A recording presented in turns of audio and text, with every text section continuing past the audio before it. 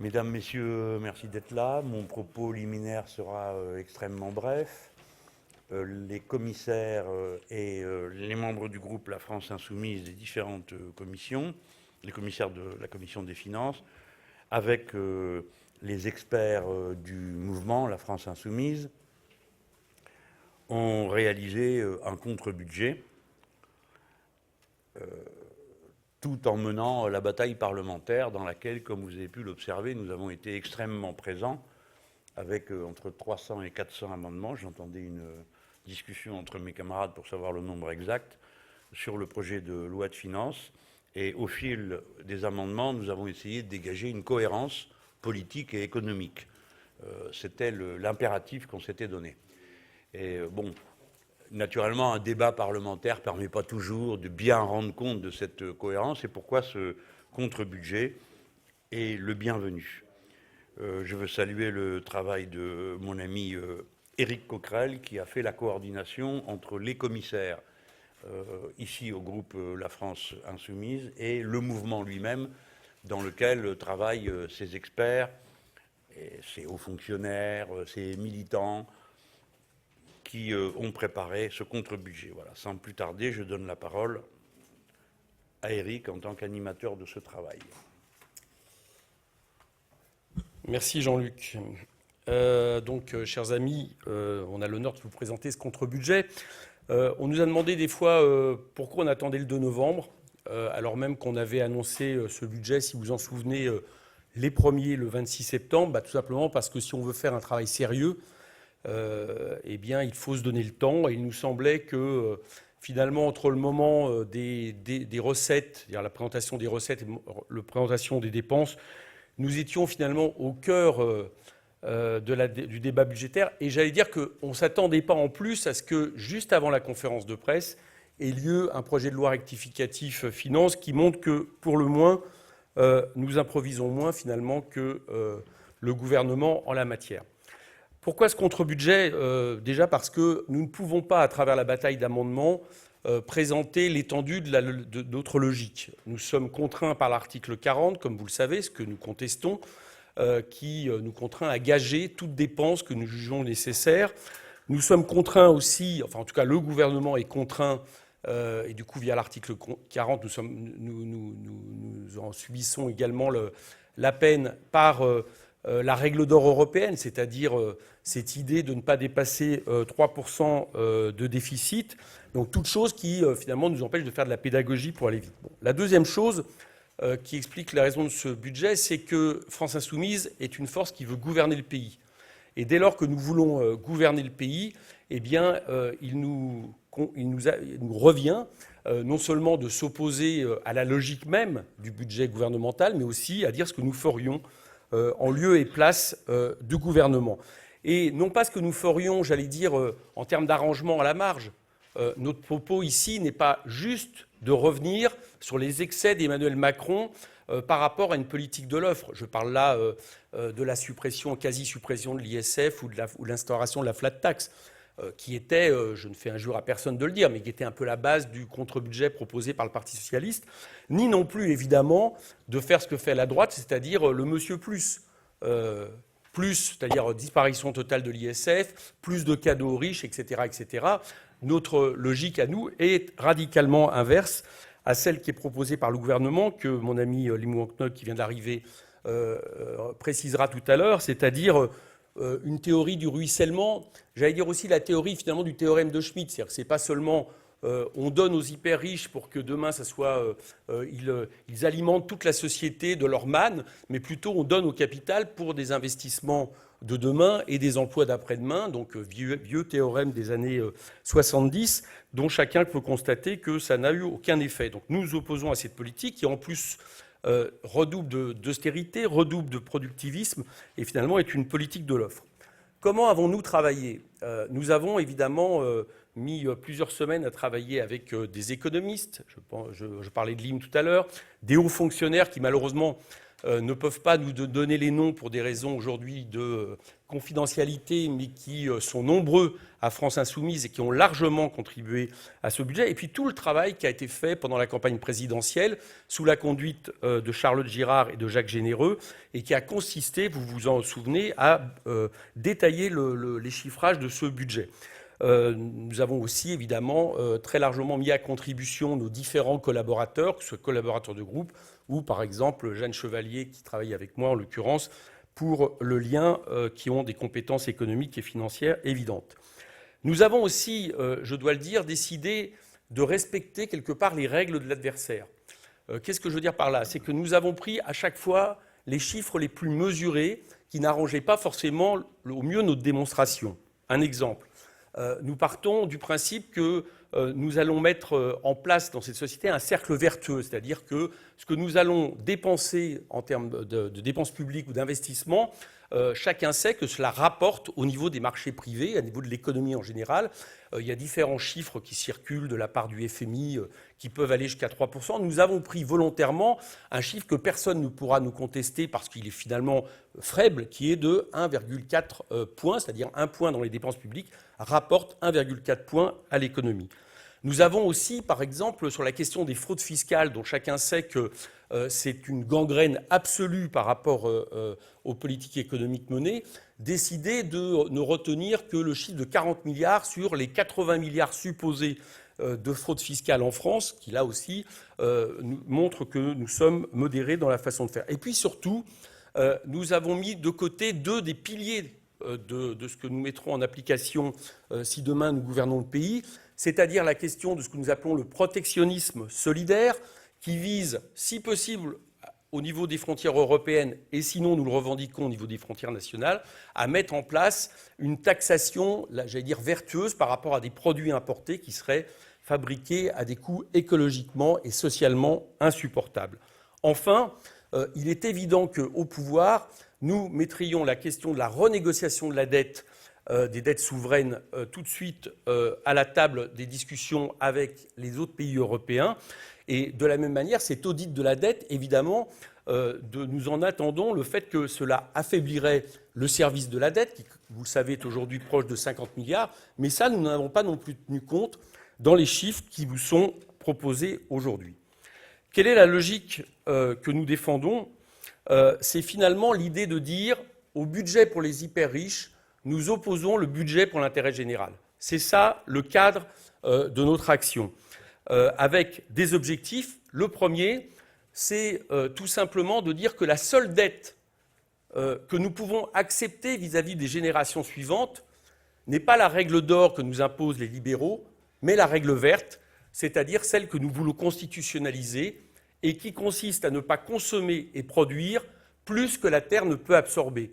C'est la seule dette en réalité qui vaille, car c'est la dette qui, si nous continuons à l'enfreindre, pourrait faire en sorte que les générations à venir ne puissent tout simplement plus vivre, ou en tout cas vivre de manière possible sur cette planète.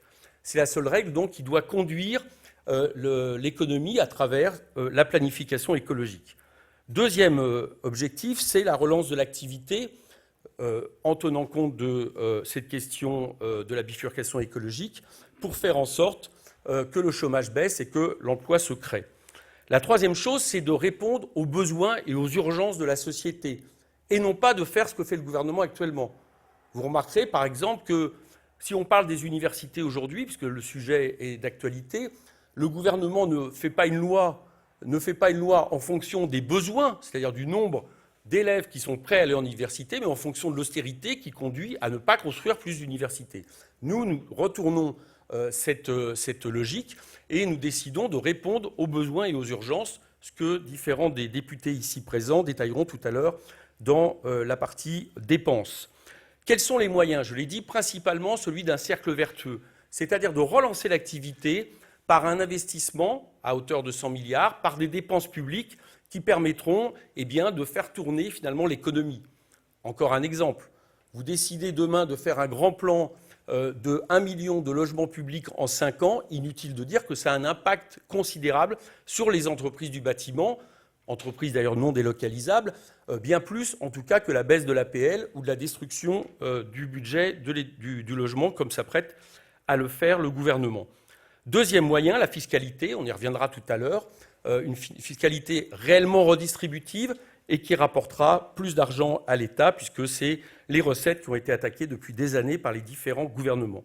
Troisième moyen, le partage des richesses, c'est-à-dire l'idée que dans un pays toujours plus riche, parce que notre pays est toujours plus riche, eh bien, il faut aller chercher le coût du capital, ce qui coûte cher à notre pays, que nous pouvons estimer en gros à 7 points de la valeur ajoutée depuis 35 ans, c'est-à-dire que le capital coûte 7 points de plus, soit environ 150 milliards par an, qu'il faut aller rechercher à travers une taxation qui, à l'inverse de ce que propose le gouvernement, va chercher l'argent du capital pour le remettre dans l'activité utile du pays.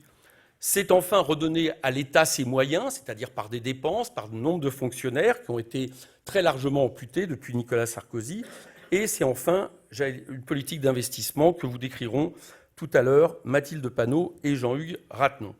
Je terminerai cette introduction sur quelques chiffres, avant de donner la parole à Lim Wang-Nok, qui font comprendre un petit peu la logique économique de notre contre-budget.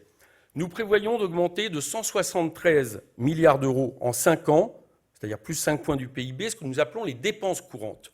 Mais ces dépenses courantes, elles ne peuvent être payées par la dette. D'où, justement, à travers un plan fiscal, le fait de faire rentrer 170 milliards de plus en 5 ans, 33 milliards par an en gros, de ressources fiscales que nous vous détaillerons tout à l'heure. C'est un plan, on vous l'a dit, de 100 milliards d'investissements. Seul l'investissement est financé par la dette, de manière logique, puisque nous investissons pour les générations à venir. C'est un plan qui rapportera 2 millions d'emplois, dont 420 000 dans les services publics et 200 000 fonctionnaires.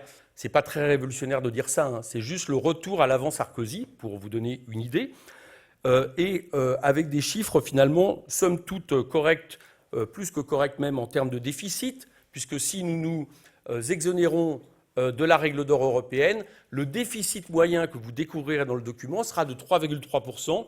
On fait donc beaucoup mieux que Nicolas Sarkozy, 5,4%, mieux que François Hollande, 3,6%. Quant à Emmanuel Macron, on ne sait pas ce qu'il fera parce que ses effets d'annonce sont souvent contredits par les faits. Enfin, c'est un chômage qui baisserait de 9,2% aujourd'hui à 6%, grâce justement à ces gains d'emploi qui permettraient là aussi de relancer l'économie. On parlera peut-être d'autres chiffres en conclusion, mais je ne veux pas être plus long à ce stade. Donc voilà, je passe tout de suite la parole à Lim Wang-Nok qui, en 5 minutes, va parler de la raison pour laquelle nous critiquons le budget actuel. Merci Eric, bonjour à tous et à toutes. Le premier budget d'un quinquennat, c'est le plus important, parce que c'est en début de mandature que se font les principales réformes fiscales, notamment, ainsi que d'autres mesures plus que symboliques. Et ce budget Macron, ce premier budget, Philippe Macron, est extrêmement symbolique et extrêmement structurant. Pour le résumer, vous le savez maintenant, c'est un budget qui donne beaucoup aux premiers de cordée et qui laisse les miettes à leurs Sherpas, ceux qui portent les sacs. Et au cœur de ce budget, vous le savez également, il y a aujourd'hui ce que nous appelons un nouveau paquet fiscal. Un gros paquet fiscal qui risque de devenir un boulet fiscal, tant il a été sous-évalué du point de vue du coût qu'il va représenter. Ce paquet fiscal est composé de 5 mesures. La suppression de l'ISF, la mise en place d'une flat tax pour les revenus du capital, la baisse de l'impôt sur les sociétés, la suppression de l'impôt sur les dividendes et la pérennisation du CICE sous forme de baisse de cotisations sociales qui va aboutir à accroître une nouvelle fois le taux de marge des entreprises. Alors, le coût, vous en avez la publication officielle. Nous estimons que ne serait-ce que sur la fiscalité des personnes physiques, c'est-à-dire suppression de l'ISF et flat tax sur les revenus du capital, ça va coûter grosso modo 7 milliards et au moins 7 milliards puisqu'on a sans doute sous-estimé le fait que de nombreuses personnes vont se voir verser ce qui était versé sous forme de salaire, sous forme de dividendes, ce qui va accroître la facture et Vous avez vu un certain nombre d'articles dans la presse indiquant que le coût pourrait être extrêmement important. Nous pensons que ces deux mesures cumulées, ça serait 7 milliards. Alors, en plus, si vous ajoutez la suppression de l'impôt sur les dividendes, ça fait 2 milliards de plus. On est déjà à 9 milliards. Et à l'horizon de la fin du quinquennat, en année pleine, si vous baissez l'impôt sur les sociétés de 8 points comme c'est prévu, eh bien, c'est 11 milliards de plus que ça va coûter, puisque c'est 11 milliards qui vont gonfler les profits des entreprises. Donc, en fin de quinquennat, en année pleine, on ne sera pas loin de 20 milliards, c'est-à-dire un point de PIB qui sera octroyé au bénéfice des revenus du capital et au bénéfice d'un stock de capital qui va gonfler chez les plus riches. Alors, est-ce que ça va ruisseler au bénéfice du plus grand nombre ? Je vous laisse juger vous-même. Quand on baisse la fiscalité sur la détention d'actions, ça incite à détenir des actions.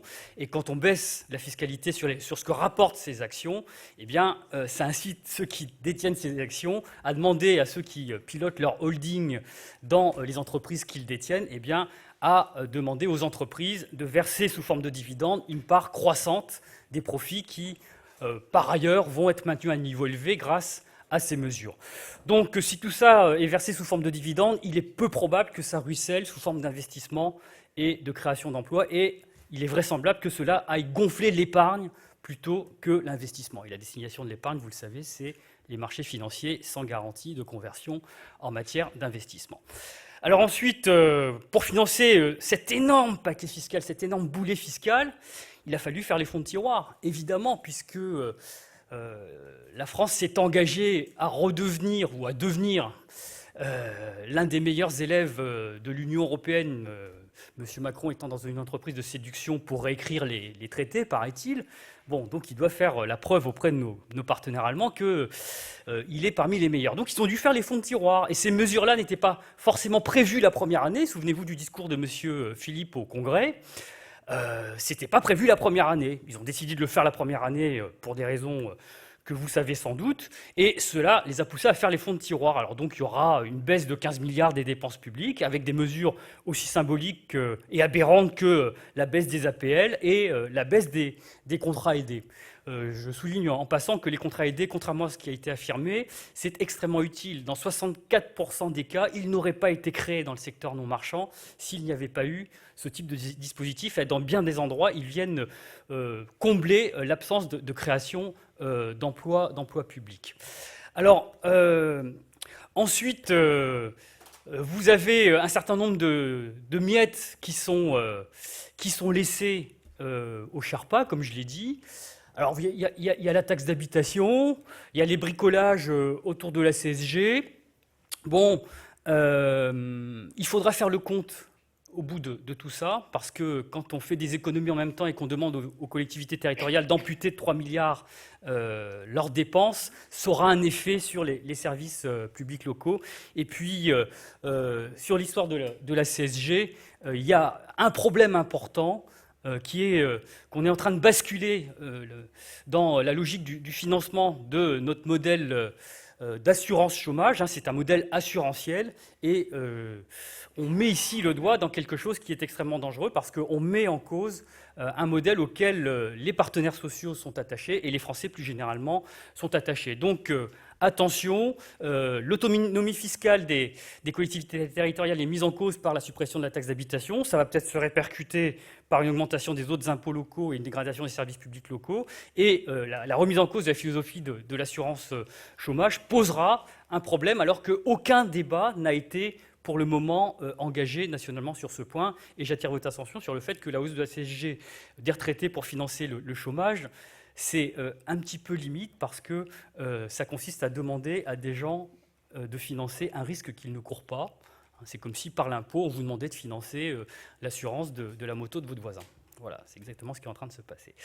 Donc au total, on a un budget qui est injuste, qui n'a pas de garantie de réussite, qui, selon nous, n'aura pas d'impact bénéfique ni sur l'investissement, ni sur l'emploi. Et c'est la raison pour laquelle nous allons vous présenter maintenant un contre-budget.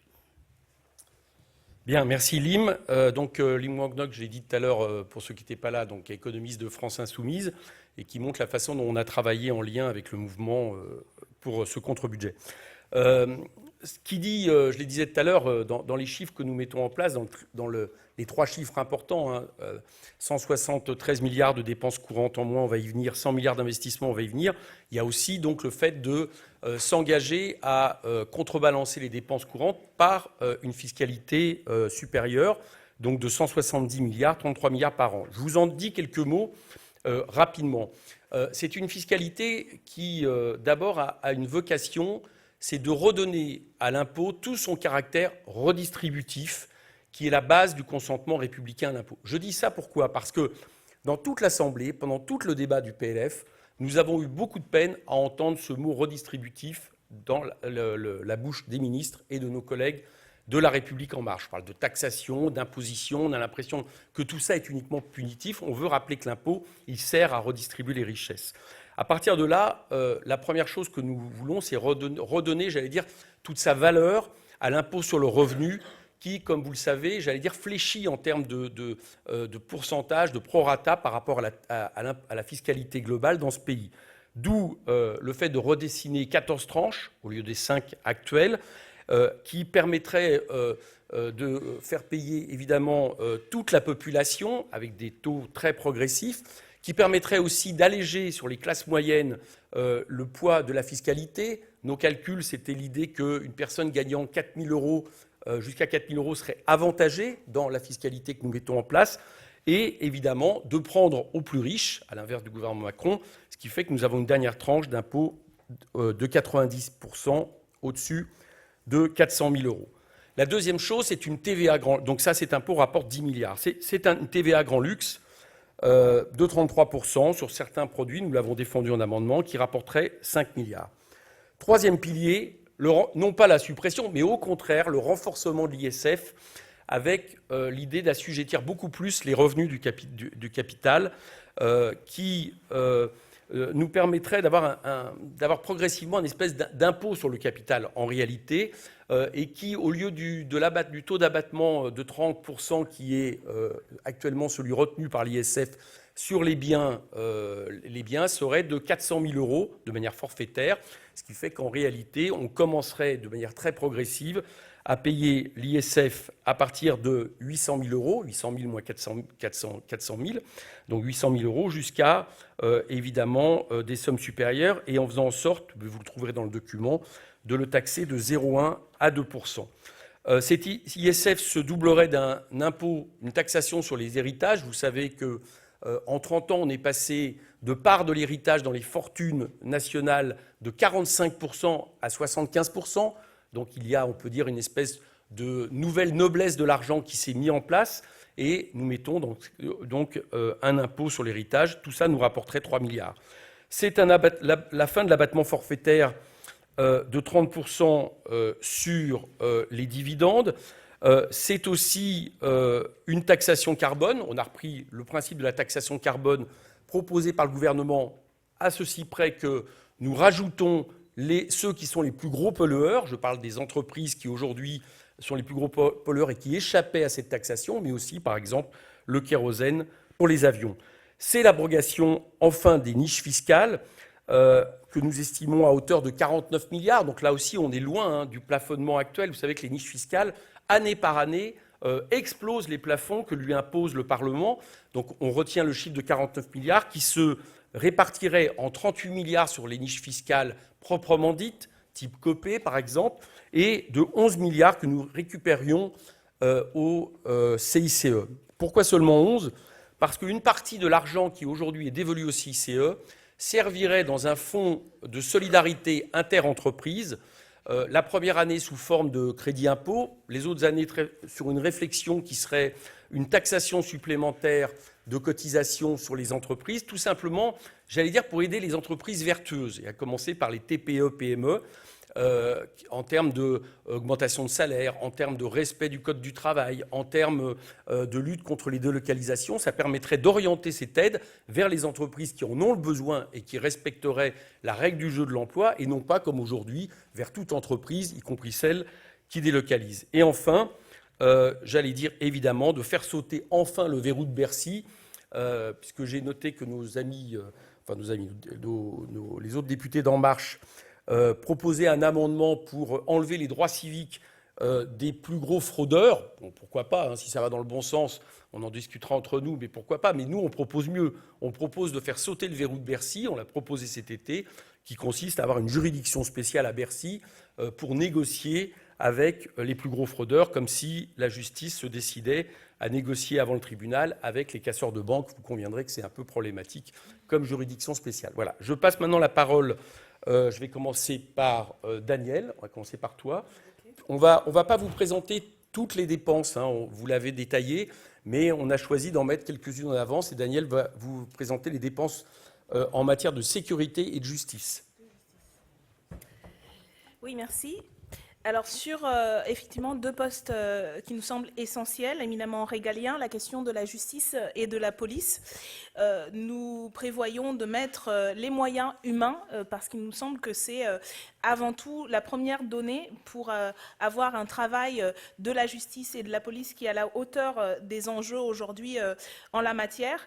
Lors du débat budgétaire que nous avons eu, y compris au sein de la majorité, le ministère reconnaissait ce que disent aujourd'hui les statistiques, par exemple au niveau européen, que la France, en matière de justice, est un très très mauvais élève, puisque en termes de nombre de magistrats par habitant, de maillage, on est très très loin des moyennes européennes. Et il nous semble qu'à l'heure où nous avons des débats sur la question, par exemple, du harcèlement, sur la question des violences faites aux femmes, l'enjeu fondamental au-delà des prises de position qui sont déjà extrêmement positives, c'est de donner suite, c'est de faire en sorte que, par exemple, les victimes aient les moyens de pouvoir porter plainte, qu'elles soient accueillies dans des structures où elles se sentent en sécurité, elles se sentent entendues, et puis surtout que ce ne soit pas un parcours de combattante avec des obstacles à chaque étape, en termes judiciaires notamment, pour se voir rendre justice. Et donc, c'est pour ça que nous insistons sur la question des moyens humains et du recrutement dans le poste en matière de justice et de police. Alors, en détail, vous le verrez, nous proposons 2,5 milliards d'euros supplémentaires, puisque là aussi, ce que nous constations dans le débat budgétaire, c'est qu'au-delà des annonces du gouvernement et du président Macron sur la justice étant une priorité, en vérité, une fois qu'on a fait des calculs un peu précis, on se rend compte que le budget augmente très peu, est relativement stable. Nous sommes arrivés à peine 1,9% d'augmentation, et c'est bien en deçà de ce qu'il faudrait. Nous proposons d'augmenter de moitié les effectifs de services judiciaires afin de parvenir à un nombre approprié de magistrats par habitant. Nous pensons qu'il faut mettre l'accent également sur la question de la rénovation des tribunaux, mais également des prisons. Nous avons été nombreux et nombreuses à la France Insoumise à visiter récemment un certain nombre d'institutions pénitentiaires. La France est là aussi régulièrement condamnée au niveau international pour la surpopulation carcérale, pour l'état de ces prisons, pour le traitement qui est fait aux détenus. Et donc, il y a là un effort particulier à faire.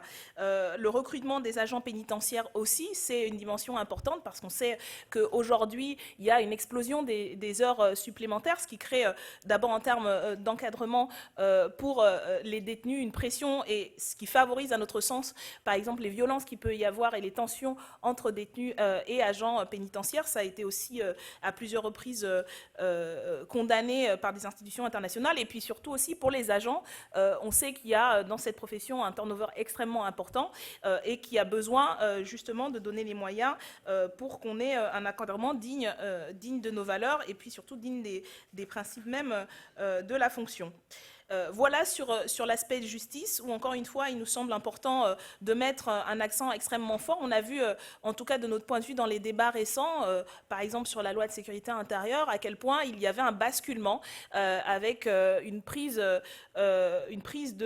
l'exécutif au détriment de la justice. Nous voulons renverser la vapeur, mais nous savons aussi qu'il y a des enjeux de sécurité et de sûreté aujourd'hui extrêmement importants. C'est pour ça que nous mettrons 350 millions d'euros supplémentaires dans la mission sécurité et sûreté, en accent sur, là aussi, le recrutement d'agents. pour libérer notamment les policiers et les gendarmes d'un certain nombre de tâches administratives qui sont importantes aujourd'hui et qui occupent, on l'a vu avec les protestations qu'il y a eu de ces catégories dernièrement, qui occupent aujourd'hui beaucoup du travail des OPJ et des forces de police. Donc, nécessité de recruter 5000 agents administratifs en plus, et puis de renforcer l'effort qui est fait en termes de retour des effectifs de gendarmes et de policiers à un niveau tel que celui de 2007, soit 3000 agents en plus, et de renforcer, je vais en terminer là, la durée de formation et le contenu de cette formation-là. Aujourd'hui, les durées de formation ont été extrêmement réduites, déjà parce que nous n'avons pas réouvert suffisamment d'écoles de police, et puis il nous semble que réduire ainsi la durée de formation se fait au détriment du devoir et de l'importance de la fonction que l'on confie aujourd'hui aux forces de police et qui a au contraire un besoin de plus de formation sur un champ encore plus étendu de ces agents qui mènent une mission fondamentale aujourd'hui, d'autant plus à l'aune des débats que nous avons sur la question de la lutte contre les actes de terrorisme, un travail de prévention qui nous semble fondamental. Et pour cela, encore une fois, il faut se donner les moyens pour que nos agents de police soient suffisamment bien formés pour y compris assurer auprès de la population leur rôle de service et de garantie de la sûreté. Donc voilà sur ces deux postes qui nous semblent essentiels, où nous mettrons les moyens qu'il faut pour assurer une justice efficace, juste, digne, et une police qui assure sécurité et sûreté. Bien, vous aurez compris donc que c'était aussi une réponse, mettre plus de moyens dans la justice et la sécurité par rapport à ceux qui transforment l'état d'urgence en état permanent. On a eu aussi, sur ce début de cette mandature, des attaques sociales très dures à travers les ordonnances qui vont revenir à l'Assemblée. Et Adrien va vous présenter les dépenses en matière d'affaires sociales. Merci. Merci Eric. Donc, plusieurs missions, je vais vous présenter rapidement, contrées notamment aux affaires sociales, qui sont des postes de dépenses importants. D'abord, la mission Solidarité, Insertion et Égalité des chances. Nous mettons 42,7 milliards d'euros supplémentaires, c'est-à-dire plus 2 points de PIB, pour la raison que la priorité absolue pour nous est d'éradiquer la pauvreté. Aujourd'hui, la réalité est la suivante, 9 millions de pauvres, c'est connu, c'est-à-dire 9 millions de personnes qui vivent sous le seuil de pauvreté, lequel est fixé à un montant de 1 008 euros mensuels. C'est 14% de la population de ce pays, tout de même, dans la 5e puissance économique du monde, et 1 million de pauvres supplémentaires depuis 2014. C'est la raison pour laquelle cette mission est particulièrement importante pour nous. Donc il y a plusieurs mesures dans ce contre-budget.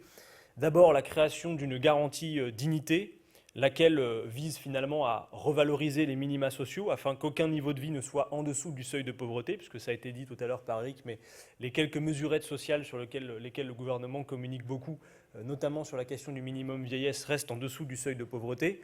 Il y en a pour 30 milliards avec cette garantie dignité, 10 milliards pour étendre le RSA aux jeunes adultes en dessous de 25 ans, 10 milliards pour rendre le RSA automatique. J'insiste sur ce point parce qu'aujourd'hui, nous l'avons constaté d'ailleurs pendant la campagne de la France Insoumise avec les caravanes, il y a surtout le problème du non-recours. 36% des personnes qui sont éligibles au RSA ne le demandent pas. Donc son automaticité permettrait de lutter contre ce problème du non-recours. Et 10 milliards pour porter les minima sociaux au-dessus du seuil de pauvreté. Le minimum vieillesse au-dessus du seuil de pauvreté, ça représente 2 milliards d'euros. Nous voulons aussi mettre en place un plan zéro sans-abri, suivant la revendication de pas mal d'associations sur la question du logement. Ça représente 700 millions d'euros, essentiellement pour la création de 38 000 places en centre d'hébergement et de réinsertion sociale. Ensuite, il y a la question de la dépendance, où nous affectons 10 milliards d'euros supplémentaires, augmentation de l'allocation personnelle d'autonomie, réduction de 50% du reste à charge, formation et recrutement de 100 000 professionnels. Vous l'aurez compris, sur cette mission, notre préoccupation est bien évidemment l'amélioration des conditions de vie, l'émancipation de toutes et tous et la lutte contre la pauvreté qui se fait sur plusieurs fronts. Éradiquer la pauvreté, c'est un objectif ambitieux, mais nous soutenons avec ce contre-budget qu'il est à portée de main, si compter qu'il y ait une volonté politique réelle. Ensuite, je viens à une seconde mission très importante, qui est la question des retraites, où nous affectons 32 milliards d'euros supplémentaires, c'est-à-dire 1,6 point de PIB. D'abord parce que pour nous, et vous le savez, la question de la limitation de la durée du temps de travail au sein du travail, mais également tout au long de la vie, reste aussi la meilleure manière de créer des emplois. On a parlé tout à l'heure du CICE. Vous avez vu, selon le rapport de France Stratégie, quel est le coût d'un emploi sauvegardé ou créé par le CICE. C'est à peu près 335 000 euros par emploi créé ou sauvegardé. C'est 8 fois plus que les emplois qui ont été créés au moment des lois Aubry 1 sur la baisse du temps de travail. Donc nous réaffirmons que la limitation du temps de travail reste un objectif, et notamment par la question des retraites.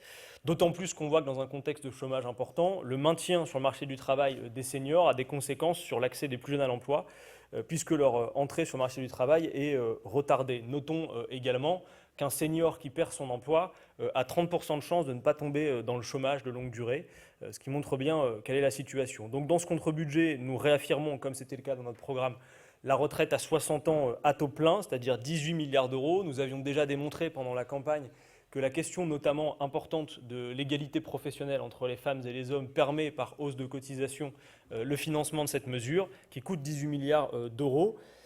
Et pour nous, réaffirmer également l'idée qu'aucune retraite ne doit être sous le niveau du SMIC, et cette mesure coûte 14 milliards. Actuellement, éclairage important, c'est environ 160 000 personnes qui liquident leur droit à la retraite chaque année. C'est donc autant de places libérées sur le marché du travail pour l'accès des plus jeunes à l'emploi.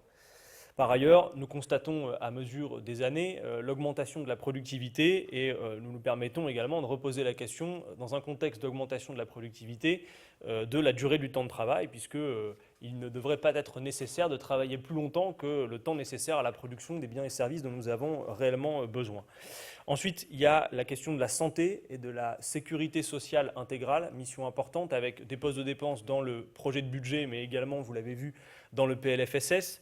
Sur la santé, nous affectons 4,9 milliards d'euros supplémentaires, et la sécurité sociale intégrale, 3 milliards. Nous sommes, je le disais tout à l'heure, la 5e puissance économique. Nous pensons que, par conséquent, nous avons les moyens d'offrir à notre population des conditions dignes de soins. Le contexte n'est pas inconnu, j'imagine, de vous non plus. C'est qu'un Français sur deux, aujourd'hui, en moyenne, renonce aux soins pour des raisons économiques. C'est la raison pour laquelle, parmi les mesures de ce contre-budget, vous avez le 100% remboursement par la Sécu. En fait, il s'agit pour nous d'absorber le reste à charge des patients, notamment en réintégrant la part remboursée par les complémentaires et les frais inhérents à leurs salariés transférés dans la sécurité sociale en contrepartie des cotisations complémentaires. Il faut noter quand même que cette réforme, si elle est ambitieuse, a un coût net nul, puisqu'elle permet des économies de gestion administrative, et notamment sur des niches fiscales qui sont très importantes. L'hôpital, très important dans la situation où on voit bien que pour les patients comme pour les personnels soignants, la situation est souvent au bord de la rupture dans de nombreux établissements. Nous y affectons 3 milliards. Pour l'essentiel des embauches, 62 500 embauches, 10 000 médecins, 52 000 personnels soignants. La lutte contre les déserts médicaux et la création de centres de santé, c'est 1 milliard. Et enfin, surtout, la question de la prévention, notamment avec la médecine scolaire, où nous affectons 500 millions pour 6 000 embauches, la médecine du travail, 400 millions d'euros, dans un contexte où, il faut le redire également, nous avons dénoncé le fait que par les ordonnances, il y a également la question de la suppression des CHSCT et de leur expertise en termes de soins qu'il s'agit de bien penser, et d'autant plus avec la question des violences faites aux femmes, et en particulier dans le milieu professionnel. Dernier point pour ma part, donc 2 missions encore à évoquer, la mission travail et emploi, et également l'aspect revalorisation du SMIC. Pour la mission travail et emploi, c'est 6,4 milliards d'euros de dépenses, revalorisation du SMIC 6 milliards. Actuellement, ce sont 1,6 million de travailleurs qui sont payés au SMIC dans ce pays. Si cette proportion a légèrement diminué, elle reste toujours importante, autour de 10% des salariés. Le montant mensuel est de 1 480 euros brut, 1 150 euros net. C'est à peine plus que le seuil de pauvreté qui est fixé cette année à 1 015 euros. Donc la mission travail et emploi, pour nous, c'est, je disais, 6,4 milliards. Et la création de 820 000 contrats coopératifs. Alors de quoi il s'agit ? C'est cette mesure que nous avions développée dans le programme, qui est de faire de l'État l'employeur en dernier ressort. Compte tenu des coûts importants du chômage de longue durée, la réintégration de ces coûts pour créer des emplois pérennes permet la création de 820 000 contrats coopératifs. Et enfin, bien sûr, la revendication éternelle d'augmentation des salaires et de revalorisation du SMIC, et nous y mettons 6 milliards d'euros au total. Voilà pour l'essentiel concernant ces dépenses sociales et de travail, même si, bien évidemment, ça a été dit, et pour ne pas être trop long, vous avez tout le détail dans le livret, et on pourra y revenir ultérieurement. Merci. Donc, troisième dépense sur laquelle nous voulions mettre un éclairage qui va correspondre malheureusement peut-être à une loi que le gouvernement va vouloir imposer au mois de décembre et qui est on va dire une sélection déguisée à l'entrée de l'université, ce que nous mettrions en place en termes de budget sur l'enseignement supérieur à la recherche, et c'est Sabine Rubin qui vous le présente. Merci Eric. Moi, je me propose de vous présenter en fait les deux budgets, enseignement et enseignement supérieur recherche. Ils sont liés en fait, y compris d'ailleurs dans l'esprit de nos actuels gouvernants, puisqu'il y a par exemple tout un programme d'orientation du bac+3 au bac+3. Donc logiquement, il devrait y avoir quelque chose d'un peu cohérent, mais bon. Donc je me propose de vous présenter les deux. Je vais recontextualiser, vous présenter le budget qui est présenté actuellement. Et les fameuses hausses, en tout cas ce qui est appelé une hausse et que je voudrais resituer par rapport à l'inflation. Donc concernant le budget de l'éducation nationale, enseignement scolaire, il est annoncé de 51,4 milliards et le gouvernement se félicite donc qu'il ait 1,4 milliard de plus. Or, si on le resitue, c'est hors inflation, et si on le resitue par rapport au PIB, on peut dire que même c'est un budget en baisse. Ce serait un budget en baisse, selon certains économistes. Voilà. Donc, M. Blanquer le dit clairement, on doit savoir faire des économies sur certains sujets pour mieux dépenser sur d'autres.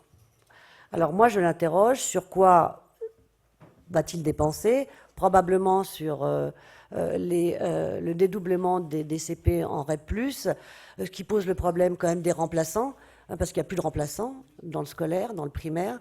Il n'y a pas assez d'enseignement, il y a la quête d'enseignants dans certaines disciplines dans l'enseignement secondaire. Est-ce que c'est là qu'il va déshabiller Paul, Pierre? Enfin, je pense qu'il faut réhabiller tout le monde. C'est la raison pour laquelle il y a besoin d'un grand investissement pour la jeunesse, si tant est que c'est une priorité. Voilà. Donc sur ce budget jeunesse, nous on propose 14 milliards supplémentaires. Voilà. Affecté à quoi?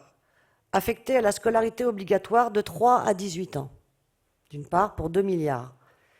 Affecté à la lutte contre les inégalités scolaires à 3 milliards. Et en effet, je pense que ce n'est pas suffisant simplement, enfin nous pensons qu'il n'est pas suffisant simplement de dédoubler les classes de CP, ce qui existait déjà avant d'ailleurs, avec 2 mètres par classe, quoi, ce dispositif.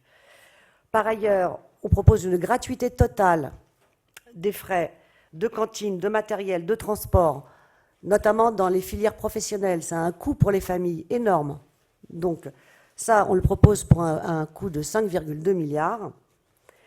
Et enfin, le recrutement absolument nécessaire pour répondre au manque, à l'absence d'enseignants, de 6 000 enseignants, avec une revalorisation des salaires. Parce qu'en effet, on s'interroge des raisons pour lesquelles on ne trouve pas d'enseignants dans certaines matières, mais compte tenu des conditions de la profession, on finit par le concevoir. Donc cette revalorisation des salaires, elle est budgétée à 1,5 milliard. Voilà, ça c'est pour l'enseignement scolaire. Donc une véritable priorité. Pour l'enseignement supérieur et la recherche, c'est la même chose.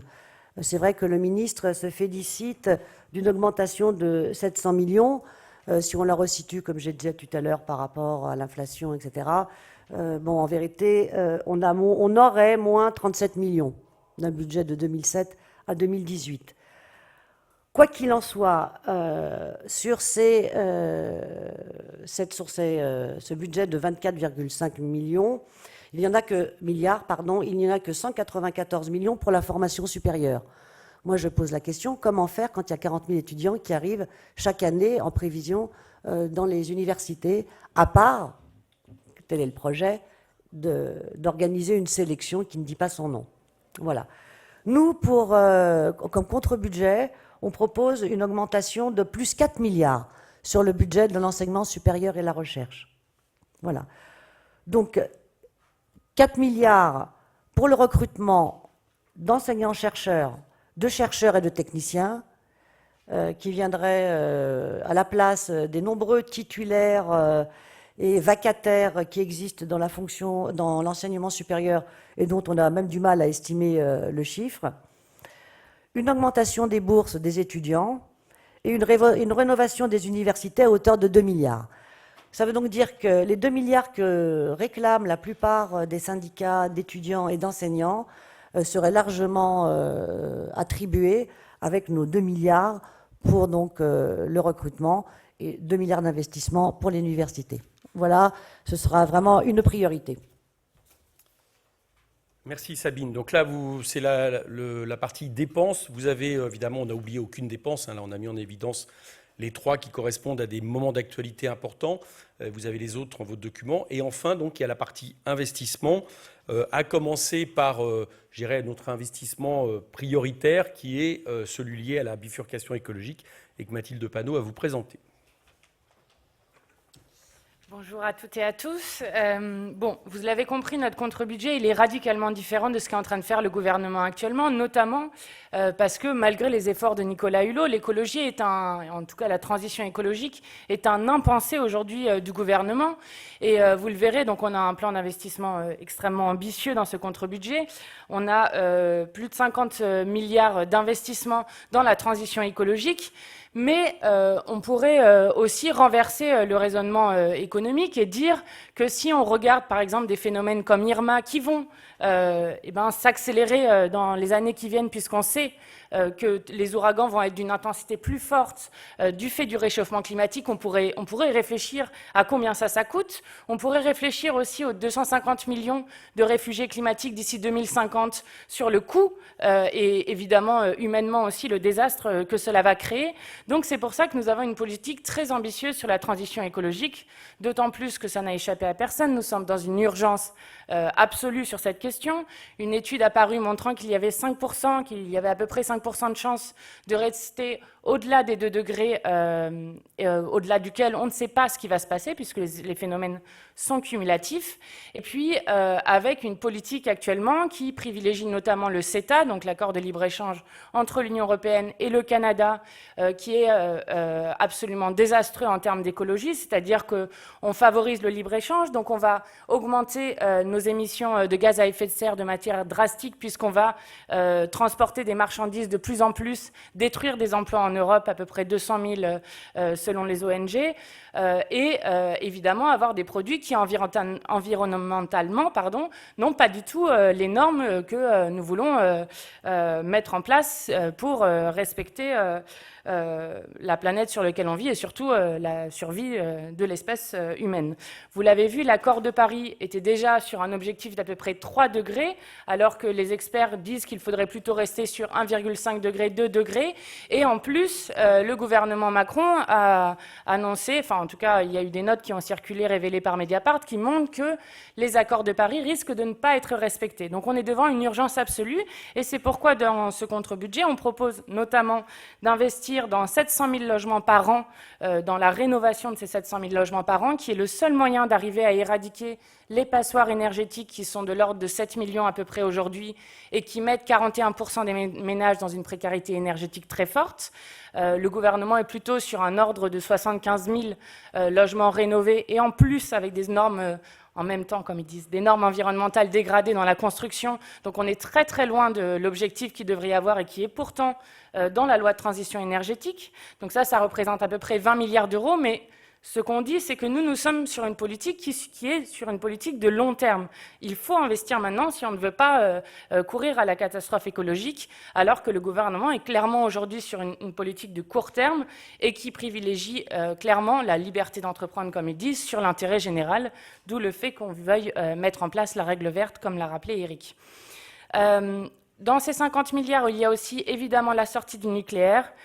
qui ne nous semble absolument pas tenable, rien qu'en pensant indépendance énergétique, en pensant aux déchets, et notamment, je pense au cas de Bure, où des militants se battent pour qu'on ne transforme pas leur territoire en poubelle nucléaire, et développer les énergies renouvelables, continuer à avoir le savoir-faire français qui existe, et là je pense notamment aux General Electric, qui sont en train de se faire complètement démanteler, et donc avec une perte de savoir-faire pour notre territoire. Donc ça représente à peu près 25 milliards pour aller vers 100% d'énergie renouvelable à l'horizon 2050, qui est un scénario, selon le scénario Négawatt, qui est justement un scénario qui a été fait par des experts. Et enfin, un plan ferroutage de 5 milliards d'euros pour notamment revenir là aussi sur le sous-investissement qui a été fait.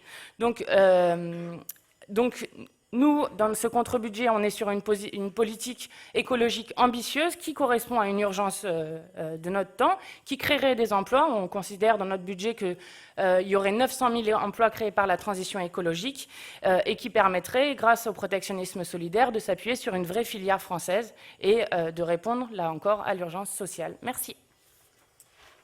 Merci, et on va rester dans le temps imparti, vous allez voir. Donc on va conclure sur la partie sociale, cette fois-ci, de l'investissement en métropole et en outre-mer.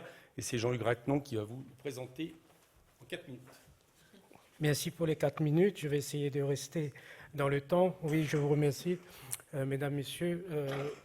Effectivement, Jean-Luc Rattenon, député de la République, élu à La Réunion, dans les Outre-mer, ultramarins. Effectivement, ce grand plan d'investissement de 100 milliards tient compte aussi de l'urgence sociale. On ne peut pas passer à côté de l'urgence sociale dans un pays où il y a autant de besoins non satisfaits. En effet, il y a cette problématique du logement où le mal-logement s'inscrit de manière durable. Et notre objectif, c'est de casser, briser cela. Ce budget est véritablement un budget de rupture avec tout ce qui s'est passé jusqu'à présent, que sur la mandature de Sarkozy, de Hollande, mais surtout là, avec cette mandature qui démarre avec le président Macron et son gouvernement. Donc nous voulons aller vers la construction de 200 000 logements pour un budget de 18 milliards, tenant compte de la situation ici, mais du rattrapage dans les Outre-mer, que ce soit à La Réunion, à Mayotte, à Wallis et en Guyane et dans les autres territoires des Antilles notamment. Mais c'est aussi toute la politique autour de l'enfance à travers l'ouverture de 350 000 places en crèche. Mais à côté de cela, il y a le problème de l'handicap, des handicapés, et là, pour un budget de 10 milliards. Ouvrir 50 places en maison de retraite, puisqu'on ne peut pas continuer à avancer sans tenir compte aussi de nos aînés, de nos personnes âgées. Il est inhumain de laisser comme cela à l'abandon de nos personnes âgées. Si nous sommes là, si nous sommes présents, c'est grâce à eux, et il faut toujours avoir en ligne de mire, avoir ce regard sur les personnes âgées, et surtout que dans certains territoires de France, il y a en matière de vieillissement de la population, les choses s'accélèrent. Donc il faut une vraie politique qui repart vers l'humain, redonner toute sa place à l'humain dans notre société. Mais c'est aussi investir pour le futur, préparer le futur, améliorer les services publics pour un budget de 7 milliards. C'est à travers accélérer le plan France très haut débit pour 2 milliards, rénovation des prisons, construction et rénovation des tribunaux et des commissariats, parce que là aussi, on ne peut pas continuer dans cette situation. Il faut aller vers un plan de rénovation dans ce domaine, mais aussi les universités. Il faut préparer l'avenir, les jeunes, la jeunesse, c'est la France de demain. Et il faut avoir un regard très serré sur cette France de demain, notamment aussi à travers la construction de logements étudiants. Un plan de construction de 2000 centres de santé d'hébergement et d'hébergement de santé, parce que là aussi, on est au cœur de l'humain. Donc, c'est véritablement un budget de rupture face à ce qui se passe aujourd'hui. Nous vivons une politique où l'argent a toute sa place. Nous voulons une politique où l'humain reprend la place sur le tout finance. Je vous remercie. Voilà, donc c'était la présentation de ce contre-budget. Je vous donne juste, je vous ai donné tout à l'heure un ensemble de chiffres. On a essayé d'éviter de trop vous remplir la tête avec des chiffres. Vous les avez dans le document. Je voudrais juste en rajouter 3, puisque on nous attend un peu au tournant par rapport à ça. Le budget estimé sur les 5 ans à venir ferait en sorte que nous passerions à une dette au sens maastrichtien du terme. Donc vous avez remarqué qu'on ne tient pas forcément, on va pas forcément respecter tout ça, mais de 87,1% en 2022 contre 96,3% aujourd'hui. Nous aurions de la même manière une inflation que nous assumons, parce qu'on préfère un peu d'inflation, mais que tout le monde y gagne, à une politique de déflation, donc qui atteindrait 4,2% en 2022, mais comme le pouvoir d'achat lui augmenterait de 5,5%, on s'aperçoit que chaque année, il y aurait en gros un gain de pouvoir d'achat qui serait pas loin de 1,5% et qui serait autant en réalité d'argent que nous irions justement récupérer dans les poches du capital non investi pour les revenus du travail. Et enfin, avec une croissance de 2,1% en moyenne. Donc vous aurez compris que ce n'est pas une politique du tout croissance, ça a été dit, c'est ce que nous assumons, mais j'allais dire d'une activité, une relance de l'activité intelligente, et qui fait que ce n'est pas seulement par la croissance pour la croissance, dans une politique keynésienne classique, que nous comptons justement sortir le pays de l'ornière dans lequel il est. Voilà. Pour terminer, j'avais pensé qu'il faisait 30 pages, le document, il fait 50 pages. Donc, il y a au moins des inflations heureuses, là aussi. Mais on a utilisé 1 heure, mais je crois que c'était nécessaire parce que vous constaterez en moins, qu'on soit d'accord ou pas, mais que nous avons des choses sérieuses à mettre en place.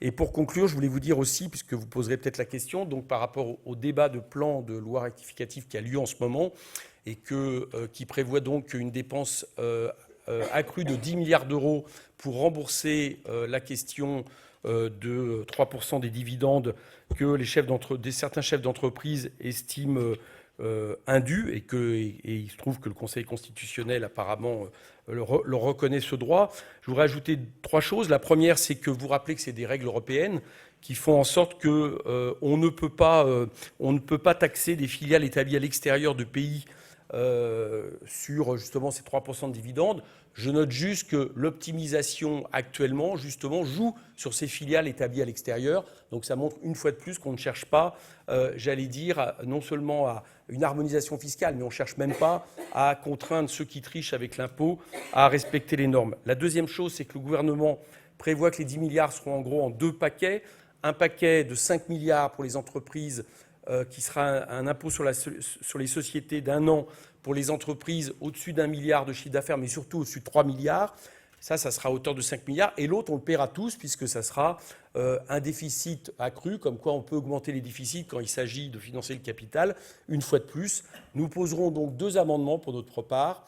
Le premier, ça sera de dire que c'est à l'impôt sur les sociétés de financer ces 10 milliards. Donc nous demanderons à doubler par 2 cet impôt que le gouvernement veut mettre en place pendant 1 an sur les sociétés.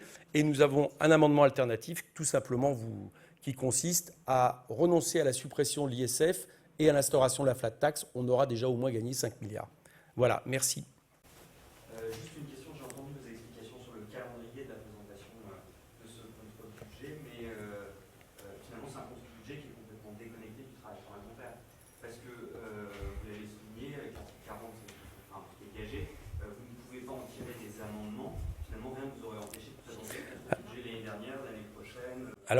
Alors, si vous regardez le document qui vous a été distribué, vous allez constater au contraire qu'il s'inspire justement du travail actuel des parlementaires, puisqu'il y a plusieurs amendements. Les encadrés correspondent tous à des amendements. Et quelle est la particularité de ces amendements? Pourquoi on les a mis en évidence? C'est que ce sont des points que le travail parlementaire nous a permis de résoudre par rapport à la période électorale. Voilà. Par exemple, sur les 14 tranches, vous n'avez peut-être pas remarqué, mais vous n'avez jamais eu le détail de ces 14 tranches pendant la période électorale. Vous les avez là. Il y a aussi la question de la taxation carbone. Il y a aussi la question du fonds structurel de solidarité, toutes choses qui sont plus détaillées et qui sont en lien avec des amendements produits par le groupe. Donc pour vous répondre, ce n'est pas le cas. Et la deuxième chose, c'est que toutes les dépenses qui vous ont été présentées ici par les députés sont en lien avec le travail parlementaire et la critique des budgets actuels que nous avons fait. Donc par rapport au travail par exemple, qui a été fait pendant les présidentielles, qui était vis-à-vis du budget de Hollande, là c'est très clairement vis-à-vis du budget de Macron. Donc oui, c'est en lien.